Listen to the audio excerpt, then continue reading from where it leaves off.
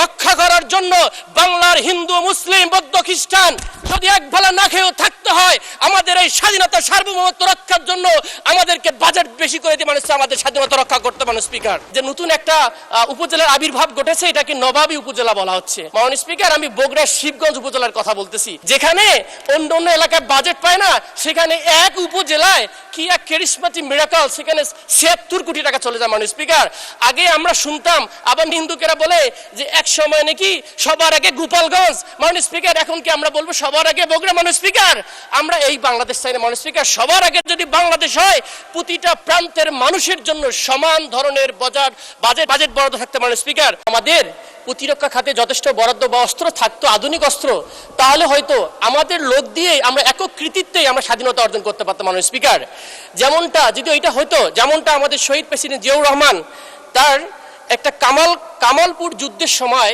উনি ইন্ডিয়ান পক্ষ থেকে একটা ওয়্যারলেস দেওয়া হয়েছিল ওনাকে, ভাঙা ওয়্যারলেস, যেটাকে উনি রাগ করে ফেলে দিয়ে ইন্ডিয়ান কমান্ডোকে বলেছিল, অস্ত্র যখন দিবা, সরঞ্জামাদি যখন দিবা, তখন এমন জিনিস দাও যেটা ফাংশন করে, ডিসফাংশনাল দিও না, এটা আমার জন্য বাধাগ্রস্ত করে। মাননীয় স্পিকার, কেন এই জন্য বলতেছি, আজকে আমাদের প্রতিরক্ষা খাতের যে বাজেট দেওয়া হয়েছে মাত্র ৪২ কোটি টাকা। মাননীয় স্পিকার, ৪২,০০০ কোটি টাকা, যার মধ্যে ৩৫,০০০ কোটি টাকায় শুধু পরিচালনা ব্যয়, কিন্তু মাত্র ৭,০০০ কোটি টাকা দিয়ে কি আমাদের প্রতিরক্ষা হবে? মাননীয় স্পিকার, এই প্রতিরক্ষা বাজেট দিয়ে যে আমাদের আধুনিক অস্ত্র কেনা হবে, এই অস্ত্র তো প্রতিরক্ষা দিবে শুধু আপনার আমার সবার এই ৩৫০ জন সংসদ সদস্যের এলাকার মানুষের প্রতিরক্ষা দিবে। মাননীয় স্পিকার, যেখানে আমাদের প্রতিদিন আমাদেরকে বিভিন্ন বর্ডার থেকে হুমকি দেওয়া হচ্ছে, আমার পঞ্চগড়ের বর্ডারে দখল করে নেওয়া হবে, আমার চিকেন নেক থেকে দখল করে নেওয়া হবে, আমার দক্ষিণের ফেনী সীমান্ত থেকে দখল করে নেওয়া হবে, আমার রংপুর বিভাগের আমাদের হিলি বর্ডারে, আমাদের দিনাজপুর অঞ্চলে। মাননীয় স্পিকার, পলাশবাড়ির গাইবান্ধা, আমার কুড়িগ্রাম, সর্বমহল থেকে যখন আমার কাছে থ্রেটেন আসে, রাষ্ট্রীয় সভরেন্টি সিকিউরিটি যখন আমার থ্রেট হয়, মাননীয় স্পিকার, তখন এই বাজেট দিয়ে আমাদের প্রতিরক্ষা খাত বরাদ্দ হয়নি। মাননীয় স্পিকার, আমি যদি এই দিকেও তাকাই, মাননীয় স্পিকার, আমাদের মায়ানমার সাইডে যুদ্ধ চলমান। মাননীয় স্পিকার, সেখানেও আমাদের ফ্রন্টে চলমান রয়েছে। পার্বত্য ৩টা অঞ্চল, ৩টা জেলা, যেখানে তিনটা বিদ্রোহী গোষ্ঠীর বিরুদ্ধে, কুকিচিনের বিরুদ্ধে আমাদের দুইটা ডিভিশন, আর্মি ডিভিশন কাজ করতেছে। এই বরাদ্দ দিয়ে কি আমাদের প্রতিরক্ষা হবে? মাননীয় স্পিকার, আমি যদি নেভালের কথাও বলি, যেটা আমাদের সামুদ্রিক লাইফলাইন বলে আমাদের বঙ্গোপসাগর, সেখানে মাত্র সেই 1980 সালের দুইটা সাবমেরিন আছে, আর অল্প কিছু ফ্রিগেট আছে।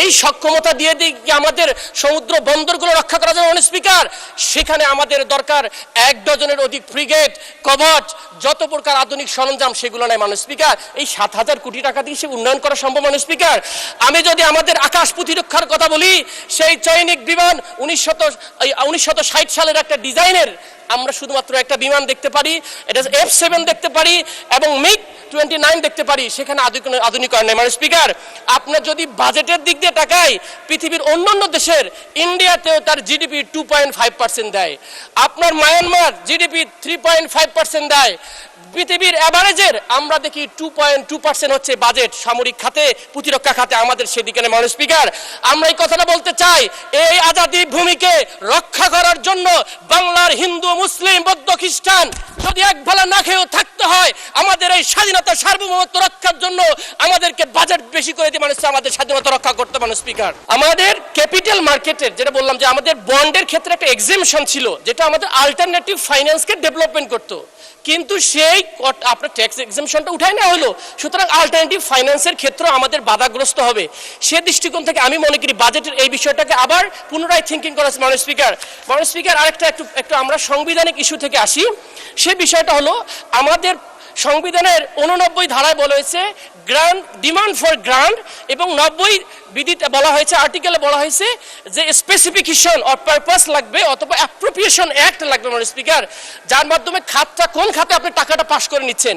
আমরা দেখলাম 5.1 বা অথবা 47 থেকে 48 হাজার কোটি টাকা, যেটার কোনো খাত নির্ধারণ করা নেই। মাননীয় স্পিকার, বিবিতে রাখা হয়েছে।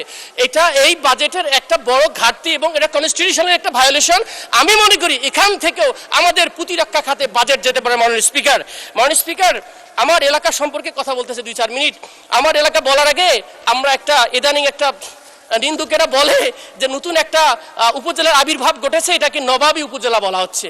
মাননীয় স্পিকার, আমি বগুড়ার শিবগঞ্জ উপজেলার কথা বলতেছি, যেখানে অন্য অন্য এলাকায় বাজেট পায় না, সেখানে এক উপজেলায় কি এক ক্যারিসমেটিক মিরাকল, সেখানে ৭৬ কোটি টাকা চলে যায়। মাননীয় স্পিকার, আগে আমরা শুনতাম, আবার নিন্দুকেরা বলে যে এক সময় নাকি সবার আগে গোপালগঞ্জ। মাননীয় স্পিকার, এখন কি আমরা বলবো সবার আগে বগুড়া? মাননীয় স্পিকার, আমরা এই বাংলাদেশ চাই না। মাননীয় স্পিকার, সবার আগে যদি বাংলাদেশ হয়, প্রতিটা প্রান্তের মানুষের জন্য সমান ধরনের বাজেট বরাদ্দ থাকতে। মাননীয় স্পিকার,